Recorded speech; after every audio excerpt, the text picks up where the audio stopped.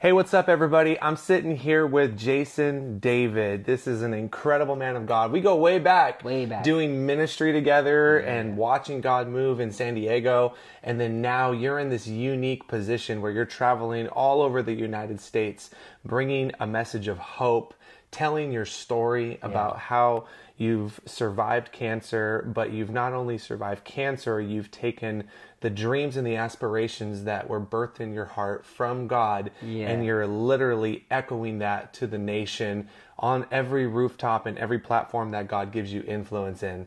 And we just got to enjoy you here at our church on Sunday. You got to be such a huge blessing to the kids, to the youth, to the young adults. Every generation enjoyed everything you had to do, both in song, in production, and in the message that you brought. It was amazing. How do you feel? You feeling like you're in a good spot right now? Oh, man. Yeah. Like I even talked about in the song, like When the Dream Dies, I really thought this dream was dead. And I even when we went on this tour, was not what the show we just came back from. We were on the road for 9 months. The show we just did at Faith Chapel is not the show we left San Diego with. Like, literally, even that is a dream come true. Yeah. Literally, it was just like, we felt God saying, hit the road. Yeah. So we hit the road, but I was still doing a version of the tour that wasn't fully me, but it was what the need was. And then I felt like, as we did that, God was like, all right, now I'll give you back that dream that died. Come on. And opened up the door to randomly make an album while we were on tour. That was never part of the plan. Yeah. And then just, I don't know, and all of a sudden, like, here we are with a whole new tour that's literally a dream come true, but it was a dream that had died and that had been surrendered, and I finally was like, I'm okay with it. I'm okay with, like, whatever you want me to do, I'll do it. And he's like, gotcha, now you're going to do what you've always wanted to do. Isn't it so like the Lord that the thing that you were utilizing so much back when you had Radio Future, your band, when you had Go Project and the Alliance Conference and all the different things you were doing, you were using your voice for everything. So then the enemy comes in with this incredible attack on your voice, on your speech, on your song. But now that seems to be the very amplifier that the Lord is using for your message to everybody. I love how the Lord does that. Only God does that. Right? Isn't that amazing?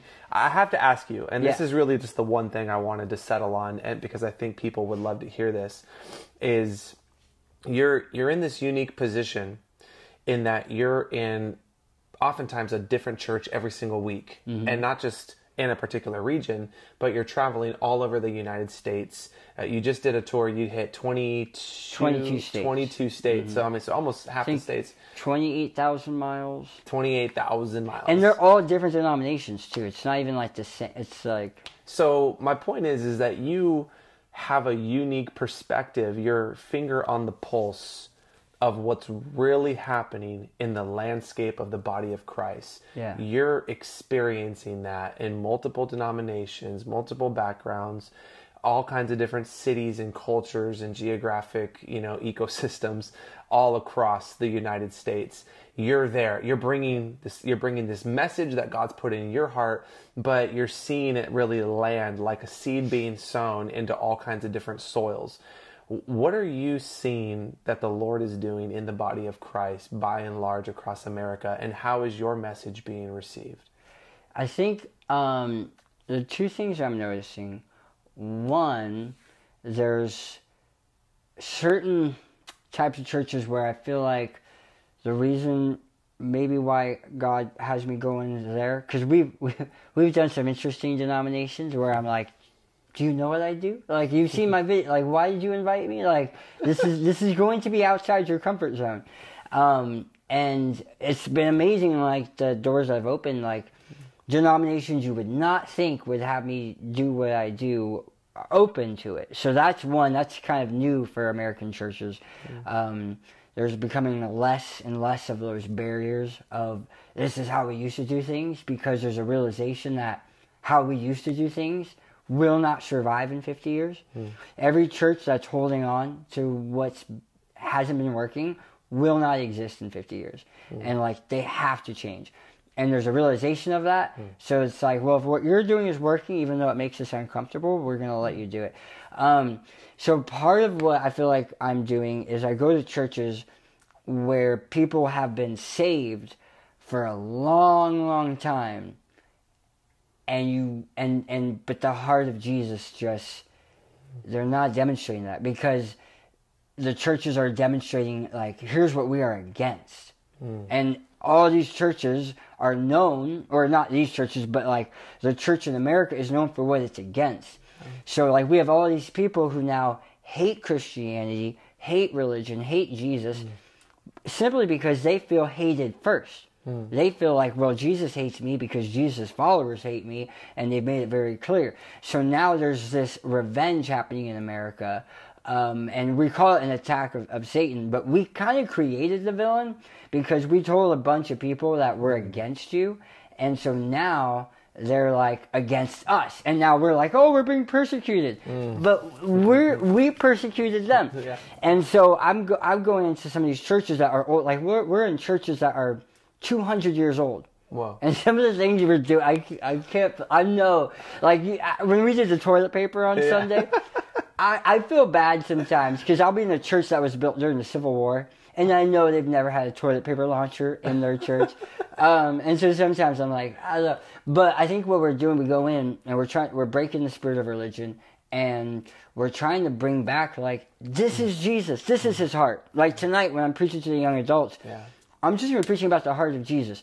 And we've lost that, and a lot of the older churches have lost that, and therefore they've lost the next generation.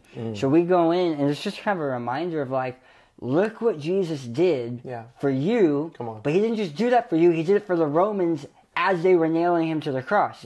So whoever your Romans are in America, whether you think it's Democrats or Republicans, and just the hate that you put towards them, that's not Jesus. That's not what Jesus did. And so, like, just kind of reminding people, like, this is the heart of Jesus. And we'll have a lot of people come up afterwards like, oh man, I've never seen Jesus like that. And they've been in the church, they've been saved for years, and they like haven't seen Jesus like that. And if people in the church haven't seen Jesus like that, then of course people in the street haven't seen Jesus like that. So that's one thing. The second thing, the more positive, exciting thing I'm noticing, is a lot of these older pastors, and I'm surprised sometimes the conversations we're having, where they're really questioning some of the traditional doctrine that's been passed down that actually doesn't come from the Bible, and some of these legalistic rules that are in place. Like, for example, this is kind of a silly example, like when people are against, loud music in church, and they're against drums and guitar, and they're like, we only use an organ. And it's like, you realize the organ was used in the saloons and the bars and was brought into the church to get people that come from the bars to the church, and hymnals are just bar songs. But we made them holy, but they're not holy. Like, God makes anything holy, but like, we made the organ like that's what saints play. No, it's not. That was from the world, and we brought it in. So now when I come into church and I'm using auto-tune, and some people are like, ooh, that's the devil. Dude, the organ is the devil. Like, anything's the devil and nothing's the devil. Like, God redeems anything and everything. And so I think there's a lot of, I've been surprised at the open arms of some of these pastors who I'm like, who will tell me, hey, we're not reaching the next generation, and so we want to change some things. So we're bringing you in because we don't know how to make the changes. So you come in, shock us, and shock our people into seeing a different way. And they're uncomfortable with it because, there's smoke going off, there's pyrotechnics, there's all this stuff happening. But then by the end, there's the message, and people get saved. That's it. And then they see it and they're like, oh, that works? Because we've been doing it the holy way for 20 years and no one came to the altar. And then you came in and did it the unholy way by having lights, and you dim the lights in church. How dare you? Like, you know what I mean? Like, you do all this stuff that is so unholy, and they call it unholy. But then they see that it works. Because it's not about the lights or the gimmicks or anything. It's about, there's a generation, it's a TikTok generation, and every 3 seconds they're swiping. So why are we still preaching like it's the 70s? Right. Because this generation swipes every 3 seconds. You don't think they're swiping you like as you're preaching? Yeah. How do we take the most exciting thing that ever happened, the most exciting thing that ever happened to the world? God came to earth. What? That's huge. How do we take the most exciting thing that has ever happened and decided the best way to present it is through a boring lecture? Whose idea was that? Put a guy behind a podium, have him read something he wrote, don't even make eye contact with the church. Like, how is that the best way to present the most exciting thing that's ever happened? Shouldn't there be confetti? Shouldn't there be fireworks? I mean, this is Jesus died for us and then came back to life. Bring the lights. You know what I mean? Like, it's not about, because their concern is it's a distraction. And for me, I'm saying the distraction is the nothingness. This generation cannot sit for 45 minutes while you talk to them. That's a distraction, because they will pull out their phone and swipe on you. So what I'm doing is every 3 minutes I have to blow something up on stage just to get them to stay with me, because if they stay with me, I'm going to preach the heart of Jesus. Yeah. And so I've been surprised by some of the denominations who, on paper, would never let us do what we're doing. Because what we're doing is very, it's a little extreme, you know, in the sense it's not like what you think of when you think of church. But they're more open to it because they're admitting we're not connecting with the next generation. Wow. And somehow what you guys are doing is, so let's try it. Yeah. And they're still nervous, but God bless them for taking, that's a huge risk. Some of these pastors, when they bring me in, they take a big risk, and they have deacons who complain, and like, good for them to like take the risk. Sure. And like, and so I want to just applaud. Yeah. There is, like, I know sometimes we're like, oh, the older generation. There's an older generation of pastors who are so humble but are so up against it because the people in their church don't want to change. But they are experimenting, and they are trying, and keep them in prayer, because their heart is to reach the next generation. Yes. And they just need to be encouraged to like try something new, and what we're doing is very new. I admire that. I admire leaders that look at what's working and what's not working and have the humility to say, what we're doing is not working. We need to do something different. Yeah. And if that means bringing in like a production like what you put on, that tour is so rich and filled with all of the things that really, really matter.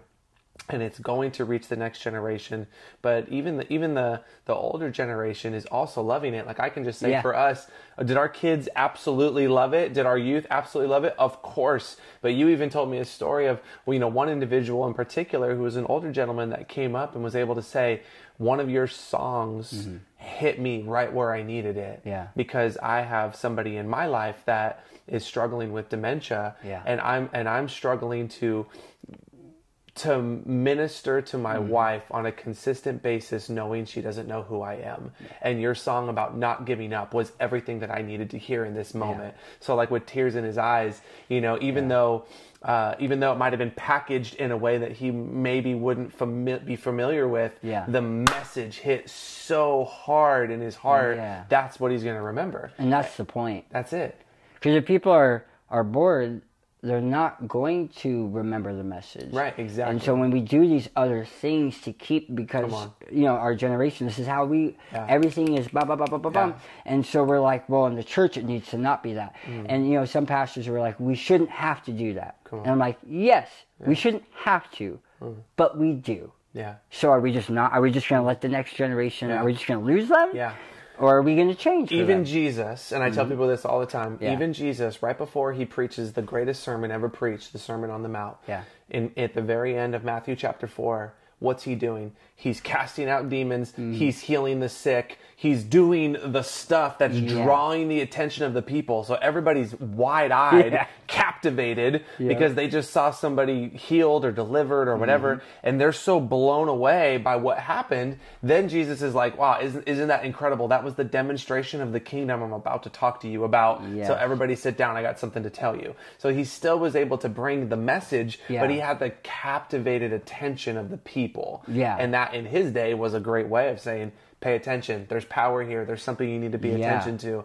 And then as he had their attention, he brought the message. And my hope is that like, yeah, we've got like, you know, the production and the confetti and like all that stuff is happening to hopefully get people who would normally not want to come to church because the church became known for what it's against. We're saying, here, here's who we're for. Jesus is for you. They come in. Come on. But hopefully, because it kept their attention, once they get to the message, I go on to the next town, but they stay at that church and they don't need confetti anymore. They don't need pyrotechnics because now they have the heart of Jesus. Now they're hungry for that. Now they want the real thing. Now, like, let's just do the stuff. And so I just feel like sometimes my job is to be the middleman between someone who is not relating to church and they're not relating to what the pastor's saying at all. And then I'm like, look, pop, pop, pop, pop, pop. Like, Jesus is good. Jesus loves you. And like, they're like, oh, I'm paying attention, you know, and they put TikTok down and they're listening. And then they get hit with the heart of Jesus and they're like, oh, that's Jesus? Come on. I want that. And now I don't need the pop, pop, pop, pop, pop. Right. But they did just to get him hooked. To get him hooked. But once you have Jesus, man, like, he's enough. He is enough. Like, and I think that's what I want to clarify. I'm not saying we have to replace. We're not trying to replace the real stuff with gimmicks. Right. But if you want, but what we're doing isn't reach. There's a whole generation on the outside who doesn't feel welcomed. Yeah. So speak their language. Their language is festivals and concerts and big productions. Speak that language, bring them in.